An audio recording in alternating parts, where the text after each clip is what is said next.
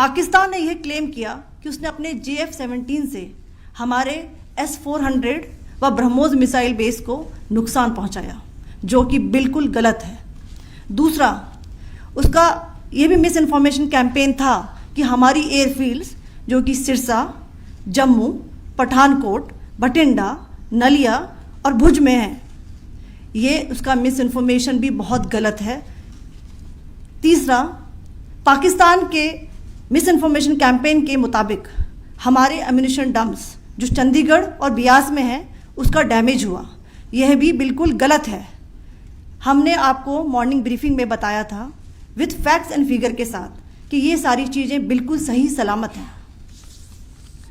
अब मैं आपको बताना चाहती हूँ कि पाकिस्तान के एक प्रेस कॉन्फ्रेंस में ये बात की गई थी कि उनके सीनियर मिलिट्री ऑफिसर्स जो कि पूरी तरह से ये भ्रामक हैं और तथ्यों से दूर हैं कि पाकिस्तान की ओर से ये झूठा आरोप भी लगाया जा रहा है कि भारतीय सेना ने मस्जिदों को नुकसान पहुंचाया।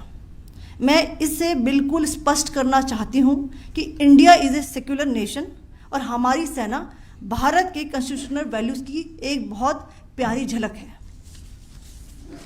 इंडियन आर्म्ड फोर्सेस ने पाकिस्तान को बहुत भारी नुकसान पहुंचाया, उनके मिलिट्री इंफ्रास्ट्रक्चर्स को, चाहे वो लैंड एसेट्स हों या फिर उनके एयर एसेट्स। यही नहीं, इंडियन आर्म फोर्सेस ने पाकिस्तान की एयरफील्ड्स स्कर्दू, जकोबाबाद, सरगोदा और बुलारी को बहुत नुकसान पहुंचाया। इसके अलावा पाकिस्तान के air defence system, radar system, उनको भी एयर स्पेस में अनटेनेबल किया।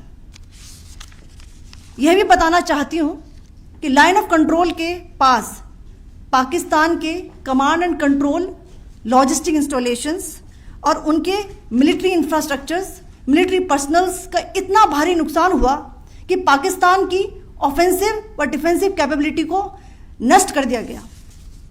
अंत में मैं फिर से ये बात दोहराना चाहूँगी, इंडियन आर्म फोर्सेस पूरी तरह से तैयार है, सतर्क है और भारत की संप्रभुता और अखंडता की रक्षा के लिए पूरी तरह से कमिटेड है।